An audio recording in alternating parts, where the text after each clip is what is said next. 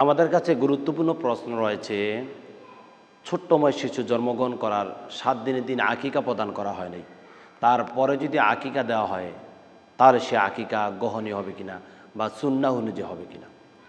Very important মাই question. নবী মুহাম্মদুর রাসূলুল্লাহ সাল্লাল্লাহু আলাইহি ওয়াসাল্লামের সুন্নাহ অনুযায়ী 7ম দিন আকিকা করা সুন্নাহ। 7ম দিন কেউ যদি আকিকা প্রদান না করে তাহলে অন্য যে কোনো দিন আকিকা প্রদান করতে হবে। নবী মুহাম্মদুর রাসূলুল্লাহ সাল্লাল্লাহু আলাইহি ওয়াসাল্লাম বলেছেন, কুল্লু গুলামিন রহিনাতিন বিআকিকা।